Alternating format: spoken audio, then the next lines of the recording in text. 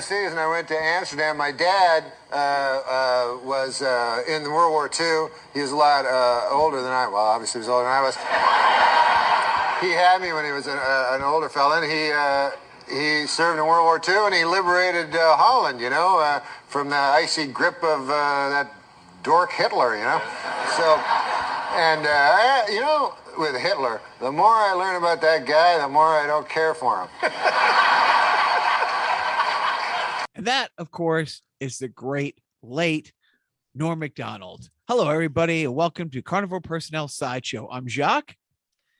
This is Joe. Actually, no, this is Biff. But you know what would be really cool? If somebody who actually knew comedy like Joe would show up at one of these things. Hey, what are you guys talking about there? Huh? Hey, who's this? Yeah, this is Norm from the dead. See, I died, right? But now I'm back. Isn't that amazing? It is pretty great. Although, time out. One thing, God, when he sent me down to back to Earth, right? He said, "You're not gonna sound like you. You're gonna sound like this guy, right? Who did a podcast of all things to like 6 people, but then he stopped. I think he went to do a movie with Carrot Top. It's like, I don't know." Anyways, I'm sorry. Whoa, what was that? This is Joe. This is real. I'm here. And proving once again why life is infinitely better when you're around, Joe. So true. Welcome back. And again, it's always so bittersweet when we do these sideshow tributes to these, movie, usually comedy legends. I did the other day, and I said it. Joe always says it's an old saying when somebody we like dies and they're still actively, whether they were out touring or still doing movies into their 90s, it's like they died with dates on the book. And I said, Norm died with dates on the book to see his oncologist. Hey-o. And my wife looked at me like I'm a horrible person. And then I said, tell me that's not a Norm Macdonald joke. Like tell me that the more I learn about this Hitler guy, not a fan. I mean, that's just a typical Norm thing. And it's great that you could join Biff and I, Joe. Thank you. And one of the big things I like to talk about, we saw him. Joe and I went to see him in 2019. Cool. Joe, it was one of those wonderful times when I showed up to record a podcast and Joe said, "Oh, by the way, on this date, we're going to go see Norm." Not, "Hey, let's go see Norm Macdonald." "Hey, Norm Macdonald's coming to town." It's like, you will go to this. You will like it. And Bosh Garnet, I did. As did our friend Jim. Yes, and I was so excited to buy those Norm Macdonald tickets that I got the news that they were on sale like while I was like driving, and I think it was lunchtime, and I went into a Taco Bell drive-through, and while I was in the drive-through, I was like, I'm buying 4 tickets to go see Norm Macdonald's, and I'm gonna force my friends to come with me, and if one of them perchance can't make it, just one empty seat next to 2 of my other good friends to see Norm Macdonald. So that's what I did. And then, I just, I had to see Norm live because growing up, a Gen Xer, / millennial, he came on the scene like as I was coming into high school. So that's right. Like that's a perfect time for him to be in your world. And honestly, Joe and I have talked about doing a show and keeping a list of all the things we inflectively say. Probably the top 10 in the top 10 of both of our lists. We both say, or so the Germans would have us believe, on a near daily basis, completely out of context and for no reason. I mean, the number of times I mutter that under my breath when, it's like the wife will say, "Hey, did you remember to pick up XYZ at the store?" It's like, "Yes, I did." Or so the Germans would have us believe. Like I don't know who I'm saying. I mean, I'm saying it to 5 less people than listen to the podcast, Joe, and you said it was a podcast that 6 people listen to, and it's true. So because of the age gap, yeah, that's right. Your absolute perfect time to really fall hard into the word of SNL. Well, but he was like pretty prolific even before SNL, right? I mean, that's probably why he got the gig in the first place, right? Because I saw him like all over HBO, prior to that. And so he was also a writer on Roseanne. Oh, right. First writing gig. Yeah. And he appeared on sitcoms now and then, but yeah. He was a regular when HBO was the king, the undisputed king of comedy. Yeah. You would see him on specials and like young comedian specials, right? Like the Montreal Comedy Fest and in different things that he would like headline or have like, a prime spot at. And one of the earlier things that I saw him on was, in the early days of Comedy Central, they would run these bits, like these short stand-up bits. It was like a lot of their original programming was like curated stand-up bits. Yep. And I think one of the main shows that was on in early Comedy Central days was a show called Short Attention Span Theater.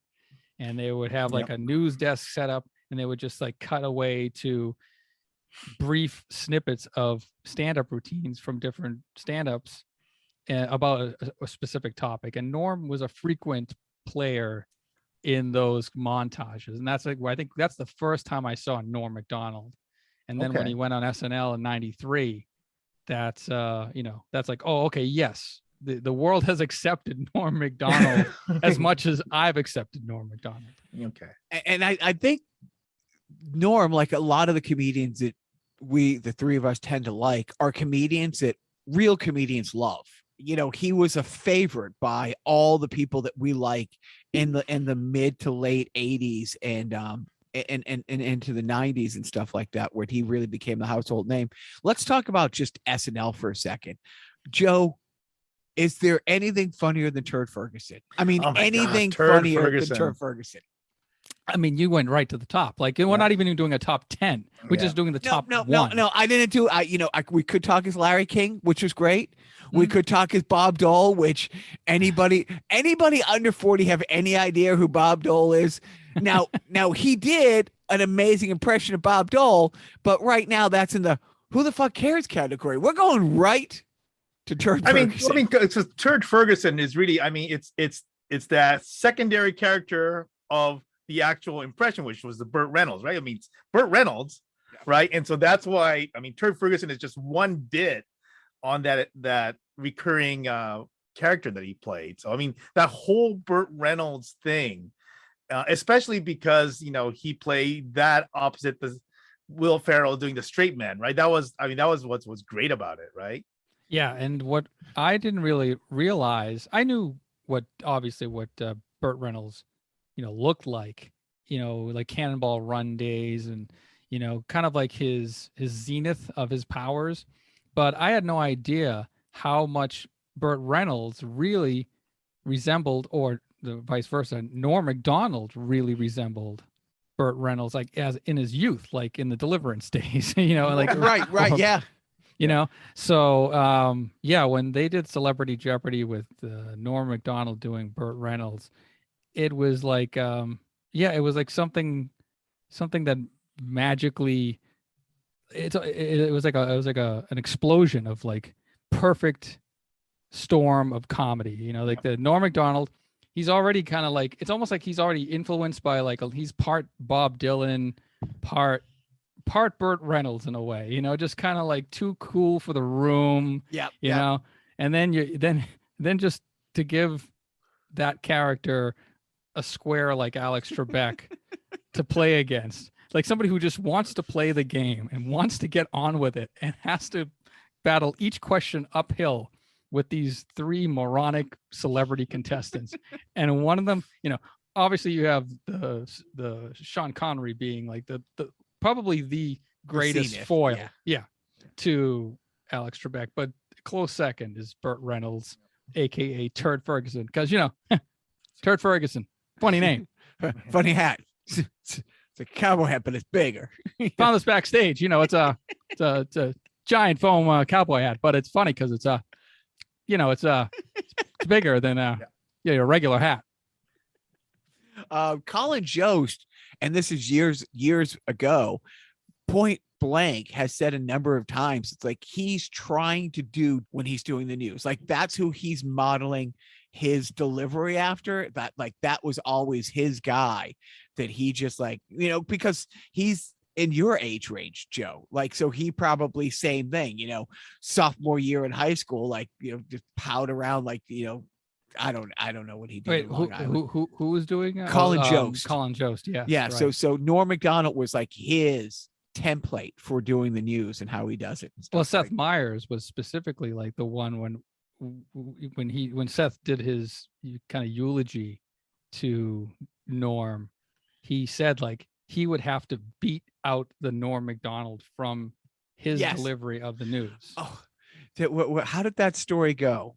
Because I heard Norm Macdonald talk about that, where somebody was like, "Oh, why is he talking like you?" And he's like, "Well, that's how time works." That's right. His son saw Seth Meyers do the Weekend Update and saw the delivery, and he was watching it with Norm in the background, and he turns to Norm, his dad, and he goes, "Yeah, hey Dad, this guy on TV, you talk like him." No, he talks like me. That's how time works. Yeah. It's like, it is. It was classic. And, and again, when I said like other comedians love him, when you hear about, I'm trying to think, was it John Oliver? Was somebody at the Emmy, like a couple people at the Emmys mentioned, Norm Macdonald? And was it John Oliver who called out specifically, or was it Seth Meyers specifically calling out, you have to go and watch Norm Macdonald tell the moth joke on Conan? It's like I can't remember which one it was. It was John Oliver when he accepted his Emmy for Last Week Tonight. Right. He specifically said, and then Seth Meyers on his show maybe didn't single out the moth thing, but singled out, it's like, you got to go watch clips of Norm on Conan. But I think we're getting ahead of ourselves here, because if are we trying to do sort of we're doing a linear retrospective of Norm Macdonald? We have to run the show You're trying to place order on Jacques. I mean, well, I know. How many years did you do this? Well, he's like James Woods on Family Guy. Ooh, a piece of candy. Ooh, a piece of candy. What? Next time, he's falling for this twice. Next time, let's start with this. So Saturday Night Live, everybody has their great, I got fired because of X, Y, and Z from Saturday Night Live. Norm had stated for years that the guy who was head of NBC at the time was an actual friend, like a good friend, a pal of O.J. Simpson, and just did not appreciate the relentless, it was Don Ohlmeyer. Yeah, he was the president of like NBC Entertainment. Right. And, okay. He oversaw Saturday Night Live, but didn't really produce it. He was the president of NBC Entertainment. And I think there was, I think maybe during the trial, Don Ohlmeyer put up with the OJ jokes because you couldn't avoid OJ Simpson jokes at the time. It was just like, it was, they would have been weird. But I think maybe 2 years after the not guilty verdict, Norm Macdonald not relenting on the OJ Simpson jokes and shoehorning in an OJ joke every chance he could get. But they were great jokes. Skin. They'd be great jokes. It's like, of course OJ's innocent. If he's guilty of anything, it's murdering those two people. Murder is legal in the state of California. That's how we announced the OJ Simpson verdict. Weekend Update. So he did. He says that's why he got let go from SNL, and then he went on to. Did you see Dirty Works? I watched it actually this week in preparation for this podcast, after you were so kind to invite me. And by the way, huge fan, guys. I mean, they say don't meet your heroes but I just want to put it out there. Just gonna put it out there. I don't care who knows. Don't care. Don't care. So what But do yeah, you I watched Dirty Work, so I'm looking at it now with fresher eyes, and it's still very funny. It's still very funny. I saw it in the theaters actually with our friend Jim, I Oh, believe. nice. Wow. And it came out in 1997, and I was, wait, was it 97? Maybe. I would have been 20. Wow, yeah, or something like that, 19. And yeah, it's funny because they wrote it as an R-rated movie, and in subsequent years when Dirty Work was released, I think it was released against like some like I forget what it was, but it was like some teenage comedy or something like that that had like a teenage audience, and it was like, oh, there goes our 12-year-old audience, because what had happened was originally they went for an R rating, but the studio kept putting pressure on them to make it PG-13 to broaden the audience to kind of bring in a bigger box office. Bob Saget was the director, and as Artie Lang, who was his co-host or co-star in the movie, would go on to say, he'd relay the story of how Don Rickles also co-starred in Dirty Work. He's telling the story of like how Don Rickles says, I saw Martin Scorsese, and I told him, Bob Saget's directing a movie. The man grabbed his chest. Yeah. But yeah, and another star of Dirty Work was Chevy Chase, and apparently Chevy Chase, like during the film, he was like, he was telling Norm and Saget and anybody who was within earshot, hey, don't let them make this a PG-13 movie.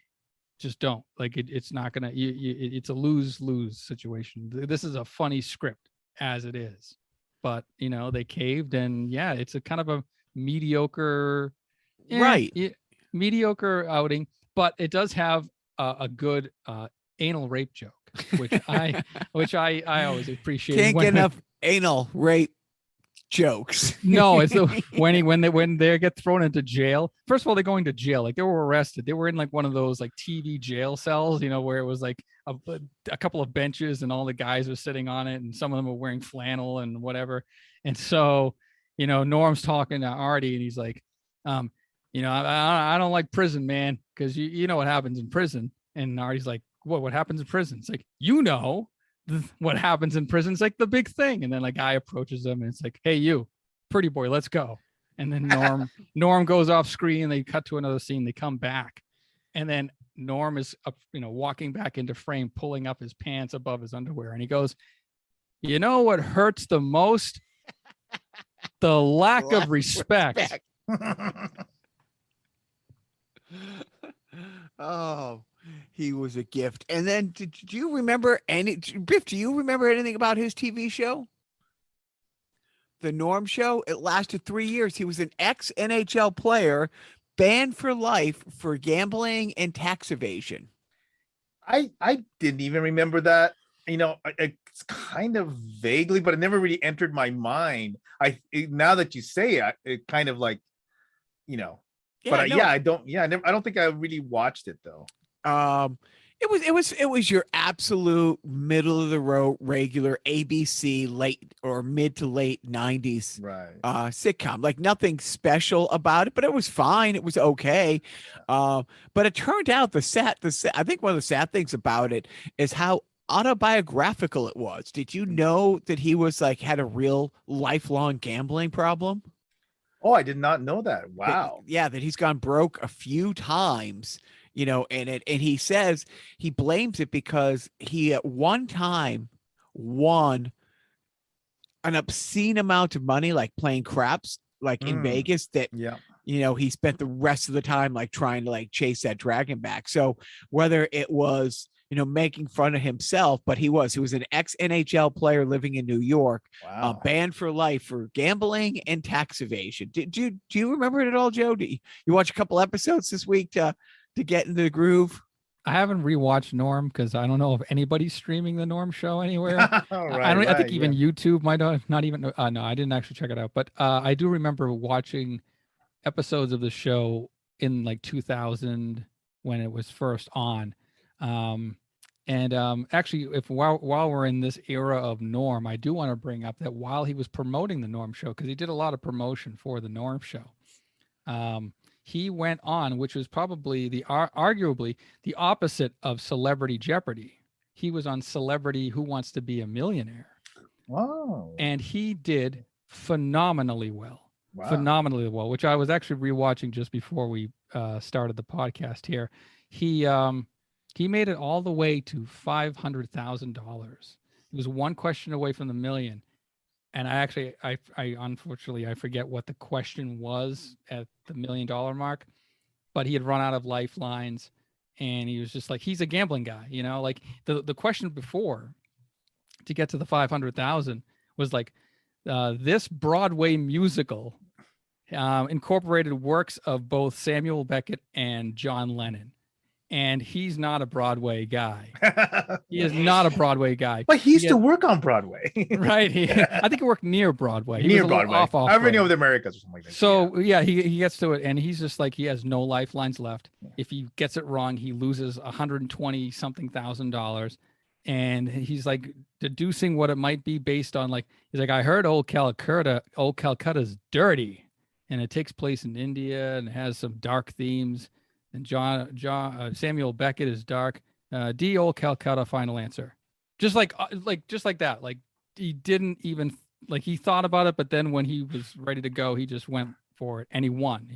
That's how hot of a gambler he was. Like, wow. But then I think something pulled him back at the $1 million. Like, you know, he couldn't do it, but he knew the answer, because they did that thing afterwards. So he did a fantastic. Oh, I always hate that. You know what I mean? Because it's like, oh, you would have won. Your life would have been phenomenally better forever going forward if you. Well, that's for charity, though, right? Yeah, but the reason I bring it up is because he was a very, he played kind of an aloof, and probably was very aloof personality, but he was a really smart guy. Like, crazy smart. Yeah. He was, and you can see like the progression of like him, you know, going through the lifeline, or going through the questions, and you know, he's just like, you know, he starts off kind of aloof and goofy, and then like he gets down to it when it gets to the big money, and he kind of, you know, really shows how knowledgeable he is and how like thought out he is. So, which was like, I think I surprised everybody, including Regis Philbin. You know, it's funny because I don't know exactly what he said it, but he talked about the wave of comedians who ended up getting their own TV show. I mean, that's always been a thing. And he's like, so this is how Hollywood works. Why am I doing Norm Macdonald? Because this is how everybody does. Everybody, because you can't not do Norm Macdonald when you talk as Norm Macdonald. This is how Hollywood works. That they come up to you and say, you're a really great stand-up. How do you feel about being a really mediocre actor? You know? Yeah. Yep. That's I mean, he never fooled himself into thinking, I'm gonna be a thespian, you know, right? Because he never played anything where he wasn't Norm. You know what I mean? He never. Right. And then I remember him going on like the Howard Stern show and, you know, doing those long form interviews and talking about his acting and what his method was. And, you know, he would be like that type of actor where, you know, I'd be doing a scene, right? And then, you know, like I was in a scene with Woody Harrelson, right? We were doing the Larry Flint movie, and I was a reporter, and he's Larry Flint, and he's like, you know, and he's like really good. So like, you know, he comes up to me, he's like, so you want a drink? And I'm like, yeah, sure, why not? We're on the set, you know, and I'm like, yeah. And he's like, yeah, so you want a drink? It's like, oh yeah, you know, yeah, I think I do kind of want a drink. And all of a sudden you hear the director yell, cut.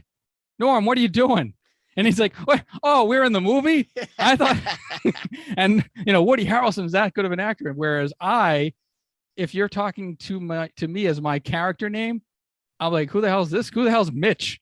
You know, like I'm Norm. I didn't realize you were talking to me. So, you know, he was not an actor by any stretch of the imagination, but yeah, I think because he couldn't really, even though despite him not being able to act as like anything but himself, he made many attempts, and some of which were like, you know, middling to okay success. You know, like after the Norm Show was on the air for a couple of years, I think he took like, I don't know. I forget what he had done prior to his next outing, which was A Minute with Stan Hooper. Do you remember that? I do vaguely, but just vaguely. I think, wasn't he like an Andy Rooney type? Yes. Yeah. But he's like in a small town, or am I remembering that? I forget what Was that a Comedy Central thing? No, that was Fox. That was Fox. Okay. Yeah, but that was like a mid 2000s thing. Yeah. How much further? I'm trying to look at my notes and see if I want to like jump ahead.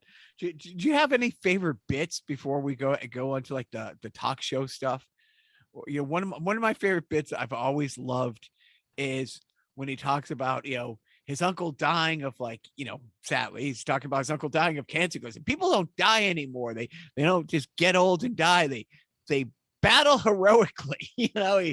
He battled cancer, and then he lost his battle to cancer. It's like, so when my uncle was battling cancer, I would go visit him in the hospital, and he'd be battling cancer by being hooked up to a bunch of machines watching Matlock.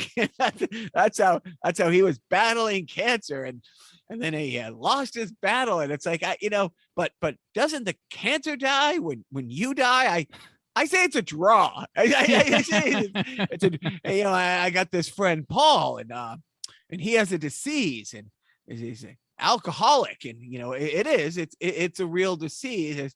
I can imagine him talking to my uncle. It's like, what do you got? I got leukemia. What about you? It's like, I got alcoholism. Oh, so tell me your symptoms. Oh, I wake up every day in excruciating pain, and I take this medication, and it doesn't really seem to help the pain, but they say I might be getting a little better. What about you? It's like, oh, well, sometimes I get happy. Sometimes I go to a bar and I meet a lady who has the same disease, and then we drink, and then we fuck, and then that's my disease. So if you're gonna get a disease, you got the best one. I told him. Yeah, I mean, there were so many great Norm bits. I mean, one of his earlier bits was, and which was actually recently referenced by Steve Martin as one of his favorite bits of Norm's stand-up was, I watch these weird shows on the TV, right? And they got like weird sports, like that's the weird sports like cliff diving. Like, cliff diving's funny because there's only two types of cliff divers. There's grand champion and stuff on a rock. So that's like one of his earlier bits.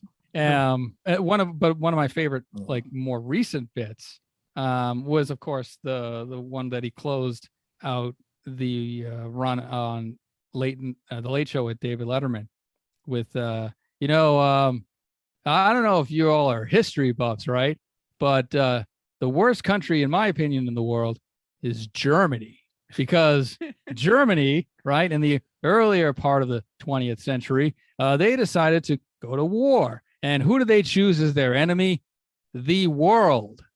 So, and you figure, oh yeah, that'll take like 5 minutes. The world will, pretty much defeat Germany. Turns out it was close. Then, of course, for the second time, Germany decides to choose as its foe the world. And then, it's even closer. And so you figure, like, after the second time, the world would just go, yeah, Germany, you don't get to be a country no more, on account of you keep starting wars with the world. So let's get into his appearances on the late night shows, and we talk about it a lot. The special relationships different people have with different hosts, and some of them, a Martin Short, closed out Conan and some other people, but honestly, Conan and his relationship, with Norm Macdonald was the best. And there's just the two things that I don't know how many times I saw in the last 2 weeks since she's passed, but the moth joke, which it's top 10 talk show moments of all time, and it's such a bad joke. It's such a and it's actually, Not only is it bad, it's really old. it's really old, and it's like he saw, and I guess the story behind it, he did a segment, and I don't know if somebody flagged or whatever, but after a segment, like Conan's like, hey, I need you to stick around and do another segment. And he's like, what? Yeah. The producer told I'm- him, it's like, I need you to do a second segment. I'm like, done. I don't even think, yeah. And he goes, and he had heard Colin Quinn tell this joke like years before. Like he brushed off. It's like, oh, on the drive over, the guy that you had picked me up to it. And then Conan's whole thing, it's like, how long was the car ride? The joke Right, because it was an 8-minute joke. He took like a regular kind of street joke of a moth is feeling down on himself, and he's feeling depressed. Podiatrist. And he goes to a podiatrist, and he's telling the podiatrist that he's feeling down and all that stuff. And I'm not going to ruin the joke, but he then launches into a Tolstoy play, like this. It's like, he gives the moth like this backstory, like a Russian name, and how he wakes up, or he's laying in bed with his wife, and he doesn't recognize her anymore as Goes the woman to the he fell in love children with. who have the most Russian Slovak names. Yes, it's literally a Tolstoy play. And then he circles around to the eventual like anticlimactic punchline. But it's not the destination, it's the journey with Norm's jokes. He kind of did an Aristocrats on it, right? Right, exactly. And the other, just the best of the best, Conan's hosting the Tonight Show. I don't know if it's his last week hosting the Tonight Show, and Norm comes out with a gift basket and he's like, oh, I got this for you 6 months ago. And then it's the same thing, kind of rambling thing. It's like he's a procrastinator, and Conan's like, you've been on the show like 4 times in the last 6 months. Like, I always forget to bring it, but I thought I brought it today, and I got the card. Oh, and the clip I'm talking. Biff, do you know the clip I'm talking about? Which one? So Conan's This is the gift one. Yeah, Conan's okay, so yeah, I've not seen it. Yeah. So Conan's been let go. Yeah. And I'll post it. But he's playing out the string. He has like 2 more weeks, and it's his last week. And so here's Norm Macdonald. You will do it so much better, Joe. So tell him about the card. It's like a fruit basket, and he pulls the card out, and he goes, congratulations on being the new host of the Tonight Show.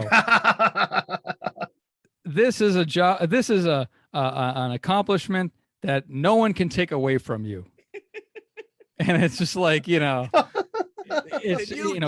new king of late night. Right, the new king of late night. Yeah. He was the most prudent decision NBC executives have ever made. And Conan is dying. Yeah. Just absolute. And it's one of those things where it's gallow humor. Literally while you're waiting for the executioner to cut the rope and have the guillotine thing come down, and it's just so cringeworthy, hysterical, and awesome. Those are my 2 favorite moments. I mean, what my favorite moment is, of course. I mean, Biff, do you have a specific one that pops out? Mine is similar to you. I actually like one of this. There's an ancient routine that he did where he was talking about how stupid people are because like they heard the voice of the devil make him do something, and then he just kind of goes on this other tangent where he started talking about some guy who basically like he always does, right? He kind of extends stuff. He has all these details about what he did, so, and he's like telling the devil, I killed my family like you instructed, and then I cut him up and blah, blah, blah. And just like you instructed, and I'm about to bury them, whatever. And so there's a whole whatever. And then at the end, he goes, and as you commanded, my dark lord or whatever. And then he plays the devil on the other side. He goes, hey, it's me, Bob. And it's like basically it was a prank, so that's like the premise of it. Oh my God, you got me again, Bob. And right, I mean, that's the whole thing, right? I mean, Oh, Bob, you got me. I cut up my family there. Like, yeah. So before Joe They're in my goes into duffel this, bag. so this is one of those other things that Joe will just randomly text me what he's about to tell you, just the punchline.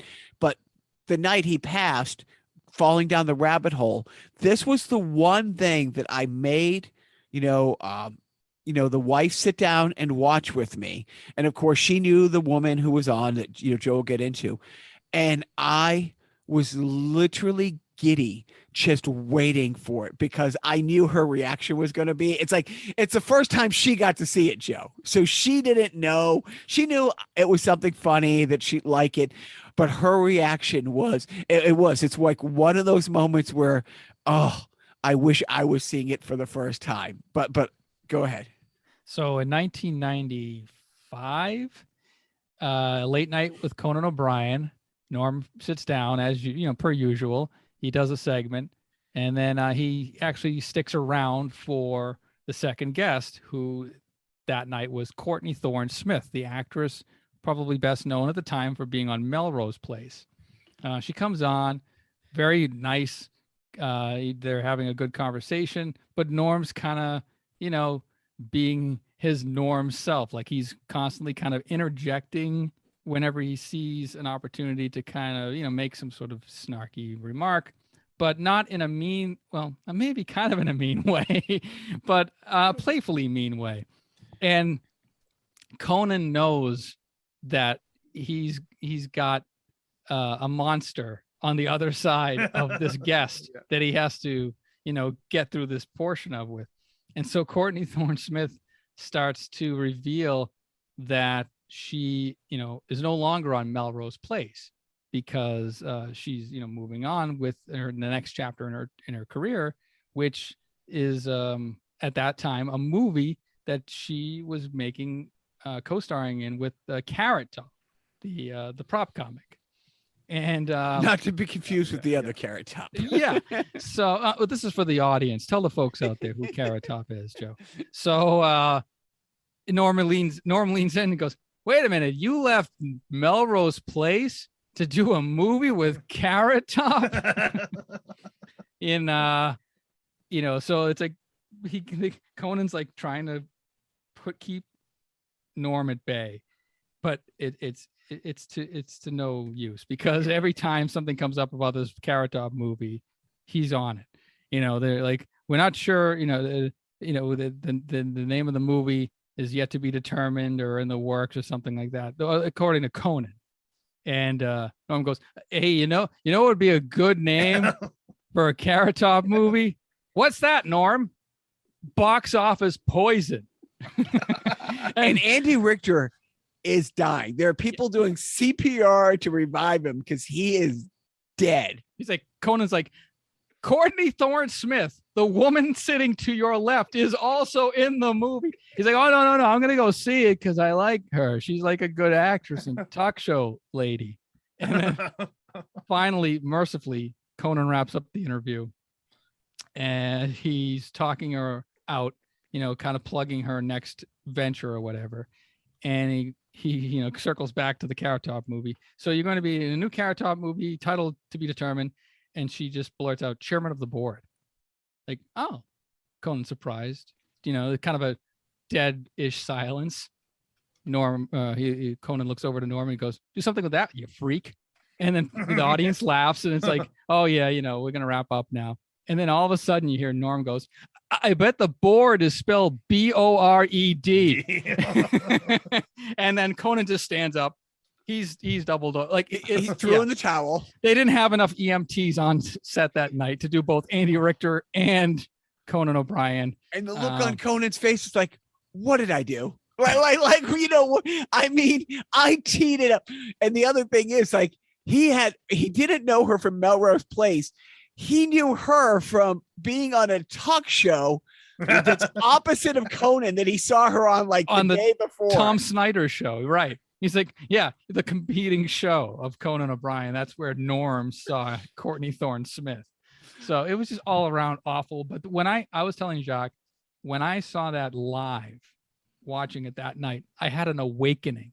I was like, oh, this is what talk shows are supposed to be like. This is what like Johnny Carson had with Don Rickles. You know, this is my generation's Don Rickles, is Norm Macdonald. So then after that, Well, you know, if you go back for just a few weeks, right? It's like Charles Grodin and David Letterman, right? I mean, you know, it's really everybody that, has theirs, but everybody has theirs. Yes. But literally Norm Macdonald and Conan just again Yeah. to have John Oliver call it out Yeah. from the Emmys, to have Seth Meyers take part of his monologue and say, you know, go watch everything every time he was on Conan and stuff like that. But yeah, that board thing. So sometimes just randomly I'll be sitting there, and sometimes I'm not having the best day and my phone will ping and I'll look down. It will be a message from Joe, no context, just chairman of the board. And life gets a lot better. You know what I mean? It's like life stops being shitty.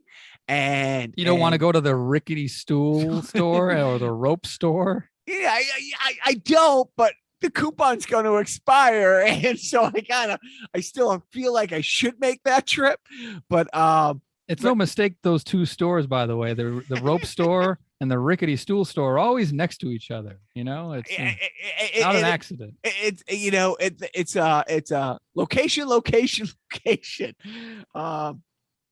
I wonder if Courtney Thorne-Smith like feels like that appearance actually ruined her career and not the actual bad decision of making a movie with Carrot Top and leaving Melrose Place, you know, in the process. I mean, I was telling Jacques the same thing when he said that Courtney Thorne-Smith ruined her career. She did go on to star with Jim Belushi on According to Jim for like 7 Oh, seasons. right. She was on. So, like I said, she ruined her career.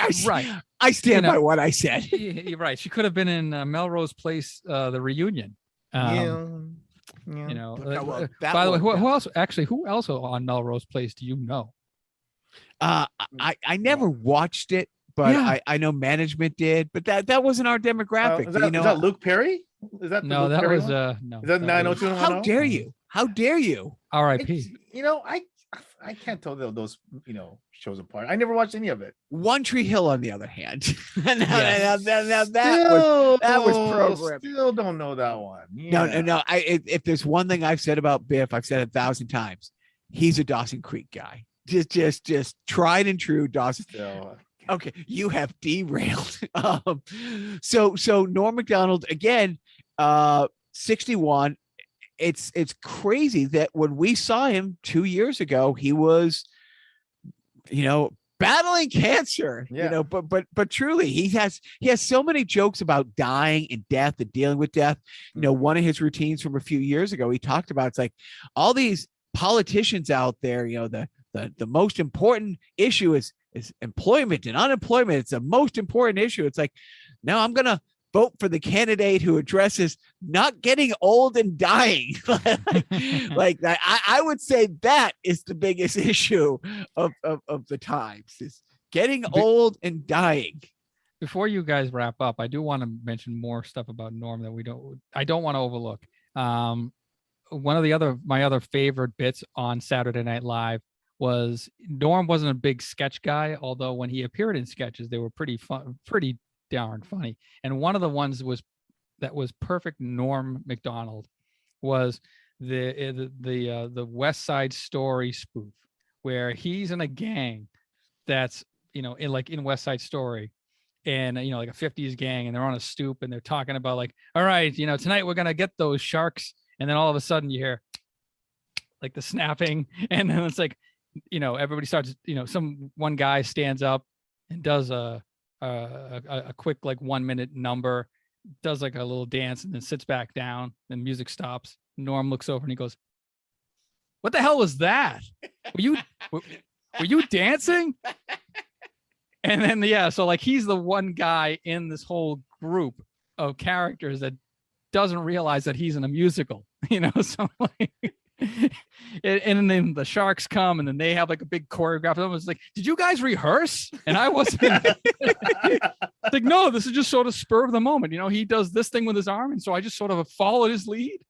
And then the other thing that we probably should mention is that he was, I think, his name was bandied about as maybe doing or taking over for Letterman when Letterman retired from CBS. And probably not in a serious way, but I think in the comedy world, they were like, Norm Macdonald should probably host a show.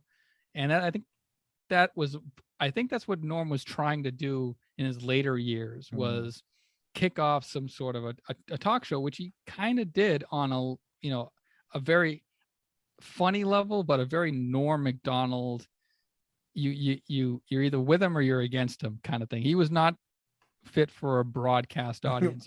He tried he had like a Comedy Central sports show for like half a season kind of deal that didn't go anywhere. But his YouTube show, the Norm Macdonald Live, with when he had a co-host with the guy from the Comedy Store, Adam Eget, that's where I think Norm probably shone the best in his later years. His stand-up's great, but just his wry sense of humor, his delivery, like telling the jokes that he thinks and knows are funny and doesn't give a shit if they're not going to get the laughs that he thinks they deserve. Well, neither one of us are big readers, but I almost got his book a couple years ago that it wasn't like depressing or like self-defeating, but he was very acknowledged. Like he's always an outsider looking in because, he thought these things were funny and he didn't want to do things that he didn't think was like really funny. And that YouTube show is the perfect example. It's like, he was not going to get canceled by anybody but himself. You know what I mean? When I sent you that first clip, his first guest on that YouTube show was Bob Einstein, Super Dave Osborne. So cringy and great. You can't say that, right? So like the format of the show was Norm would ask questions off a blue card, and his co-host Adam Eget would kind of be like the dullard, and the kind of the outsider that was just invited to the party, like the friend, the best friend that just happened to be at the coolest party in town. But one of the other parts of the show was they would do this segment where they would read, freshly written jokes, Norm type jokes at the end, right off like a stack of blue cards.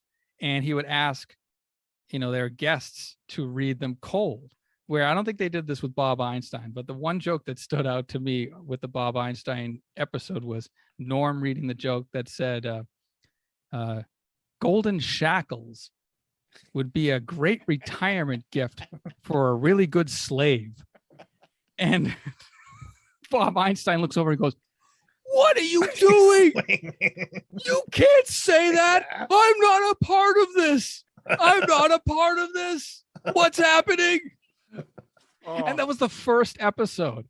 Oh my God. And that's where the last episode, then that actually that moved him over to the YouTube show, where he was actually friends with, talk about being not friends with people in high places, with Don Ohlmeyer, to friends with people in high places. He was friends with Ted Sarandos from Netflix, right? And Ted loved him, and he gave him the show. And the last episode of that was Jim Carrey as the guest, and that's where where I heard the story of Jim Carrey talking about how Tommy Lee Jones. Go ahead, you tell the story. This is something else that on a routinely basis I text Joe the phrase you're about to hear. Yeah, so they're on Norm's show, and Jim Carrey's telling the story about how he had his first kind of meeting with Tommy Lee Jones, who was co-starring with him in Batman Forever. And this was before filming principal photography was going to start.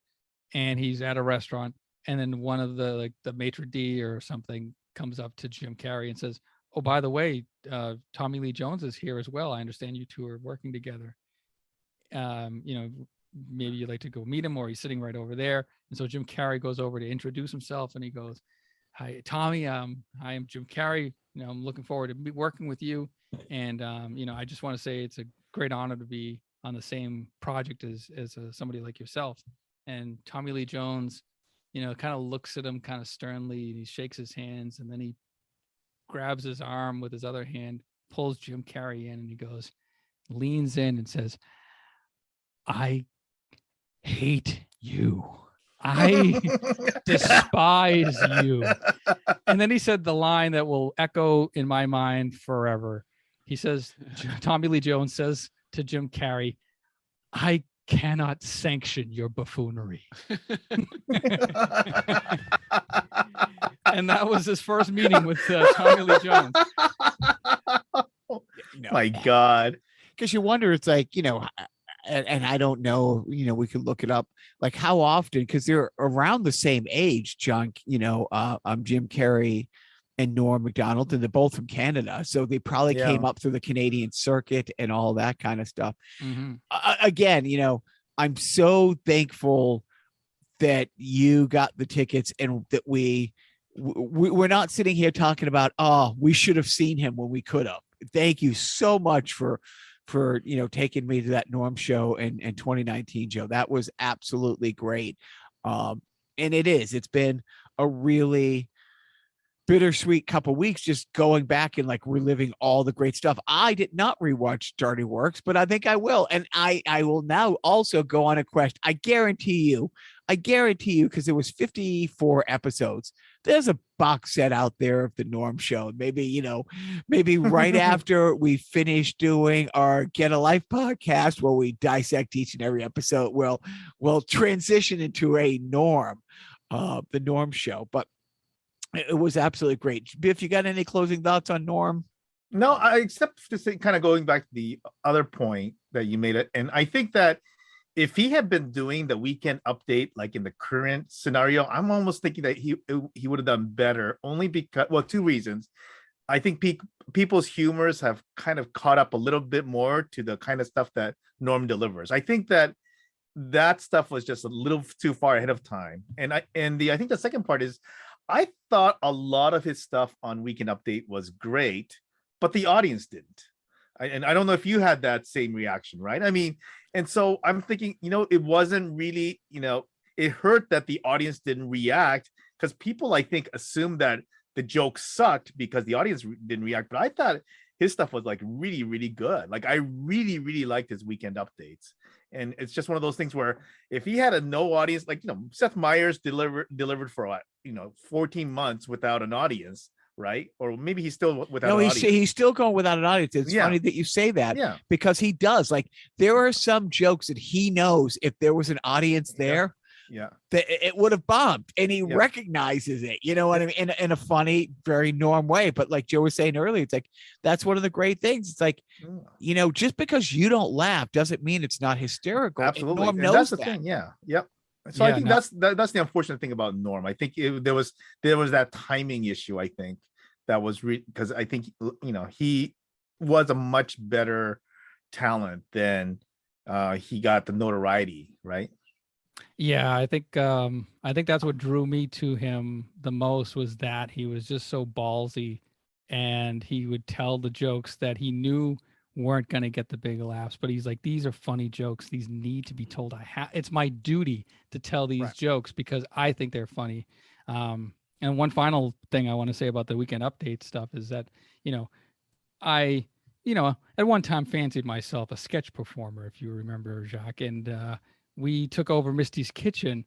We did sketches there live on public access television, and one of my sketches that I wrote was the Norm Macdonald Weekend Update, where I tried to do a Norm Macdonald, and man, I actually do. I still have the tape. I watched it, and it's not on YouTube. Nope, it won't be. It won't. Come on. Unless you want YouTube to stop being a thing, it won't be on YouTube. But like, one joke I am proud of, my one Norm joke I do want to share with you, is it's a very dated 90s joke. But just think back, send yourself back to 1998. There was an Amtrak accident. It was like a derailment, and it was like 2 days old, this accident. But this was like a very frequent occurrence with these Amtrak accidents. They were just being, I guess, the trains were getting old or whatever. They were derailing or whatever. So my joke was an Amtrak train derailed in Sioux City, Iowa, yesterday, and thankfully nobody was injured, but their investigators are still trying to find out the cause of this accident. One possible lead, however, has been discovered. Along the side of one of the cars is the word Amtrak. That's like the one joke I didn't butcher. But Take yes, a skate around. Nice. That's my tribute to Norm, a 23-year-old joke about a near fatal train accident. It stands up. I'm gonna say it.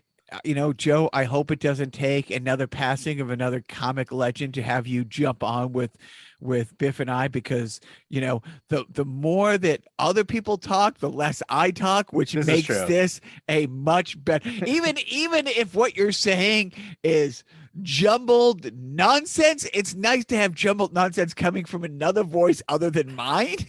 Well, there's Biff. There's Biff. You have a co-host. It's Right, not just the but you I show. spend most of my time trying to shut him up. I mean, Right. Yeah. trying, but it's really a two-person job, Joe. So please don't wait for somebody to die before joining us again. It's always bittersweet. I always say I'm going to post stuff. I liked and re-forwarded stuff, but maybe I'll try to put a tweet together that actually has, our favorite clips, the board, the moth joke, the gift basket, and Turd Ferguson. Well, I think that's the top 4 for me. well, that, and the other thing is to try to bring Joe back again. I mean, we Jacques and I did these musical themed lists, right? And I think that's the kind of thing for another non-musical stuff. I mean, come on, Joe. We'll pick, maybe pick a theme that, we can kind of or even you and Jacques can discuss, and I could just mediate. Game show hosts. Didn't we do 3.5 years of my lists of things that I liked? Actually, everything got erased off the net, and it's No, but I mean, it's. But now there's 6 different people listening, so we can, I tell the same joke twice that no comedian ever. But I mean, it's one of those things where you have to mediate like a position with Jacques, stuff like that. It's just there's a negotiation that goes on, and Jacques being, well, let's just say negotiating with Jacques. That wasn't the word I was looking for. I think it was closer to Amtrak. But see what he did there Right. as he called back to your. This was fantastic. It's bittersweet. Thank goodness that there is so much, Norm material out there, but it was fantastic seeing you, Joe. It was always a delightful spending some time with you, Biff. Yep. And I think that wraps it up, and not sure what we'll go out on, but here's another clip of Norm being awesome. Jaws, a petit déjeuner. That category is about French phrases, so let's just skip it. Hey, I speak a little French. You're an assbite. Pardon my French. My name's French. Yeah, well, who gives a damn? Moving on. Animal sounds, condiments, and finally, your ass or a hole in the ground. Mr. Reynolds, unfortunately, you're in the lead, so we'll start with you. Yeah, I'll take the condom thing for 8,000. That's condiments. For 400. This condiment is made from mustard seeds. French Stewart. The answer, of course, is onions. I'll take condiments for 800, thank you. That's not the right answer. Burt Reynolds. That's not my name.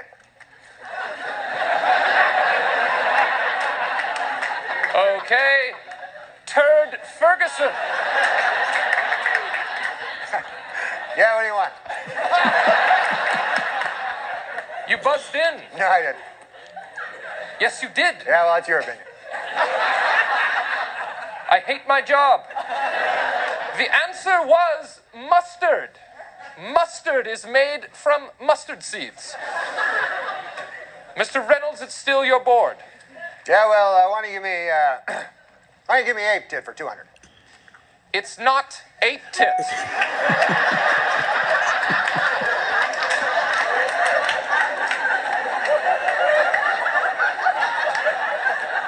It's a petite, never mind. Let's just go to animal sounds for 600.